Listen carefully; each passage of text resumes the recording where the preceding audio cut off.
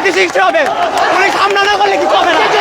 আজকে যদি পুলিশ সেনাবাহিনী যদি ওদের পক্ষ না, আমরা ওদের বর্জন করবো। পুলিশকে বর্জন করা হবে আজকে। যদি শিক্ষা উপদেষ্টার পদত্যাগ না করা হয়, আমরা সবাই টাকা তুলে শেখ হাসিনার আবার বাংলাদেশ আনবো। শেখ হাসিনা ভালো ছিল। এই সরকার যদি যদি এই আন্দোলন, এই ছাত্র সমাজের দাবি না মেনে নেয়, তাহলে কি হলো আমাদের, কি হলো আমাদের দাবি, কি যে আমাদের আন্দোলন। আমি 3 দিন টিয়ারশেল খাইয়া বলেছিলাম, আমি জুলাই অনভ্যুত্থানে 3 দিন বলেছিলাম টিয়ারশেল খাইয়া। আমি শুধু শিক্ষা উপদেষ্টা না, তার সাথে যারা সংশ্লিষ্ট শিক্ষা সচিব, শিক্ষা উপদেষ্টা, ঢাকা বোর্ডের চেয়ারম্যান এবং সারা বাংলাদেশ আমরা মিডিয়াকেও একটা কথা বলে দিতে চাই, আমরা আপনাদের পথ বর্জন করব। আপনারা লাশের সঙ্গে ঠিকভাবে বের করতে পারেন না। আপনারা কিসের মিডিয়া হচ্ছেন? আপনারা কেন মিডিয়া হচ্ছেন? আপনারা জুলাই গণঅভ্যুত্থানের সময় একই কাজ করছেন, তখন কিন্তু আমরা আপনাদেরকে বর্জন করছি। এখন যদি আপনারা ঠিকভাবে লাশের তদন্ত না করতে পারেন, না বের করতে পারেন, আমরা আপনাদেরকে বর্জন করব।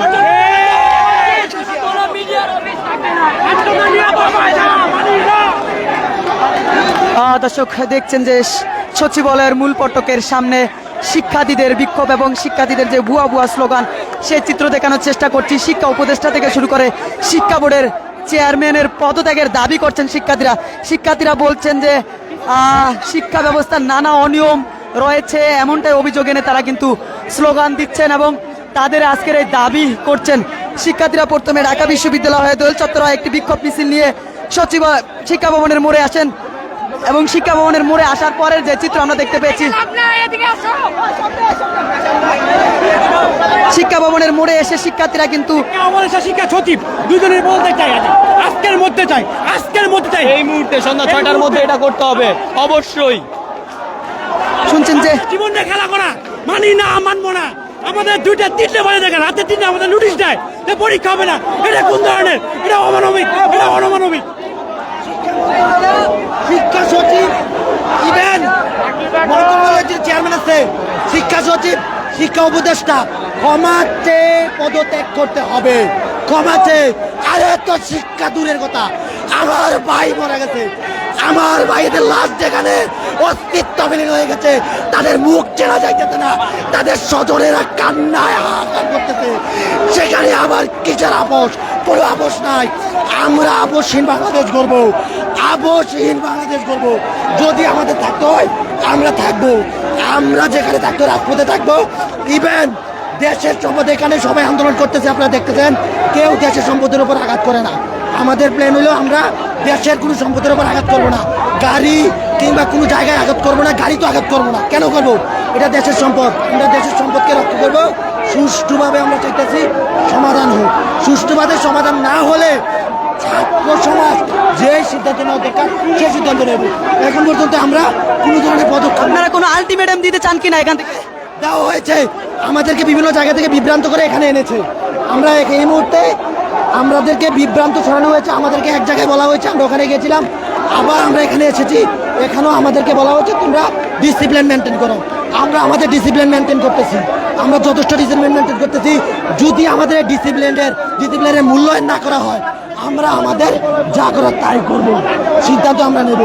এটাই সারা বাংলাদেশের ছাত্র জাগরণকে বলবো, তোমরা জেগে ওঠো। আমরা আপোষহীন রাষ্ট্র করতে চাই, বৈষম্যহীন রাষ্ট্র করতে চাই। এই মূর্খ যারা শিক্ষা ব্যবস্থাকে ধ্বংস করে দিচ্ছে, এই মূর্খদের পদত্যাগ চাই, যোগ্য মানুষ যোগ্য স্থানে চাই।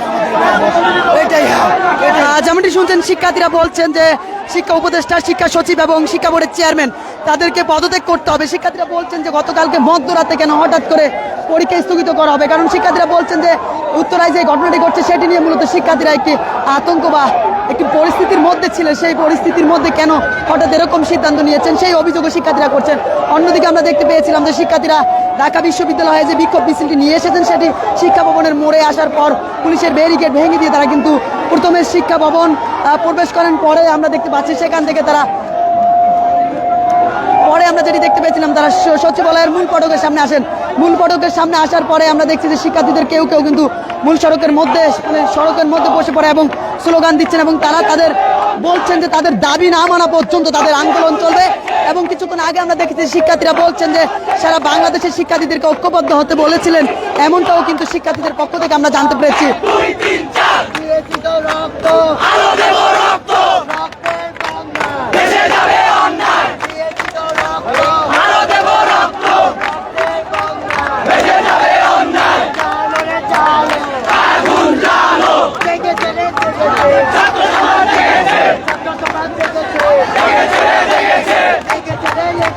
দেখতে পাচ্ছেন সচিবালয়ের মূল ফটকে পুলিশের অবস্থান, ঠিক তার সামনে শিক্ষার্থীদের যে স্লোগান, সেই স্লোগানের চিত্র দেখানোর চেষ্টা করছি।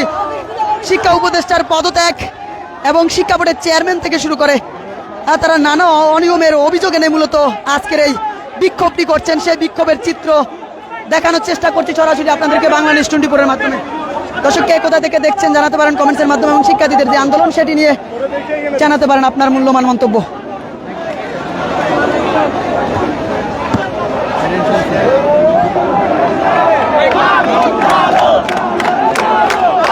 দেখতে পাচ্ছেন সচিবালয়ের সামনের সড়কে শিক্ষার্থীরা বসে পড়ে স্লোগান দিচ্ছেন, সেই চিত্র দেখানোর চেষ্টা করছি সরাসরি আপনাদেরকে বাংলা নিউজ 24-এর মাধ্যমে।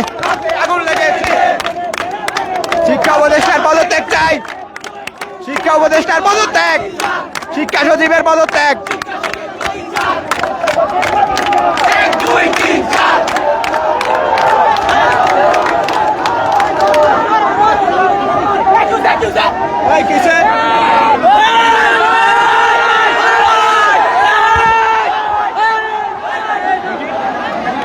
দেখতে পাচ্ছেন কিছুক্ষণ পর পর শিক্ষার্থীদের পক্ষ থেকে যে উত্তাল অবস্থা তৈরি হয়ে ওঠে, সেই চিত্র দেখানোর চেষ্টা করছি আপনাদেরকে। দর্শক, দেখতে পাচ্ছেন সচিবালয়ের মূল ফটকের সামনে ব্যাপক পুলিশের উপস্থিতি, তার সামনে কিন্তু শিক্ষা উপদেষ্টা এবং শিক্ষা বোর্ডের চেয়ারম্যানের পদত্যাগের দাবিতে শিক্ষার্থীরা স্লোগান তুলছেন, সেই চিত্র দেখানোর চেষ্টা করছি সরাসরি আপনাদেরকে বাংলা নিউজ 24-এর মাধ্যমে। সঙ্গে আছি আমি ইসমাইল। দেখতে পাচ্ছেন যে এই যে শিক্ষার্থীরা সচিবালয়ের সামনে অবস্থান করছেন, তাদের সঙ্গে কিন্তু আবারও রমনা জোনের ডিসি যিনি রয়েছেন মাসুদ আলম, তিনি কিন্তু কথা বলছেন এবং পরিস্থিতি একটি স্বাভাবিক পরিস্থিতি আনার জন্য চেষ্টা করছেন।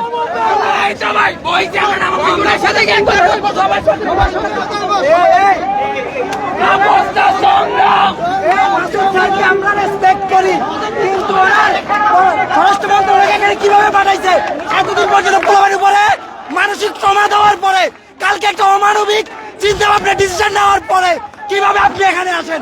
আপনার কাছে আমার প্রশ্ন, আপনার স্বরাষ্ট্র মন্ত্রণালয়কে আপনি বলেন না আমি এখানে কিভাবে যাব? আপনি বলে দেন আপনি ব্যর্থ, ওনাকে পদত্যাগ করতে হবে, শিক্ষা সচিবকে পদত্যাগ করতে হবে। এসে আপনি গুলি চালাতে পারেন, অ্যাকশনে যেতে পারেন, লরির অর্ডার দিতে পারেন, আমরা সরব না, তুমি একটা কাজ আমরা সরব না, আমরা সরব না। একটু দাঁড়াও, কথা বলেন। কিছুরই আলোচনার পথ আছে, আলোচনা করে তারপরে কথা বলতে হবে।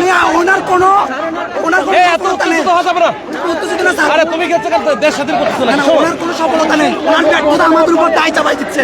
এইভাবে কথা বলা যাবে না। আমি বলছি যে আলোচনা করে তারপরে আলোচনা আমাদের আলোচনা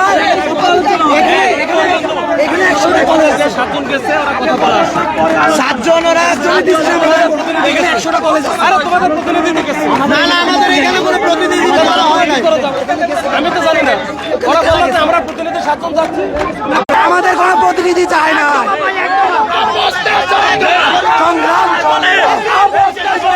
সংগ্রাম তাদের কথা আমরা মানি না। সেই শিক্ষা উপদেষ্টার পদত্যাগ চাই, এই চাকরি পরীক্ষার্থী নাকি মানুষ না।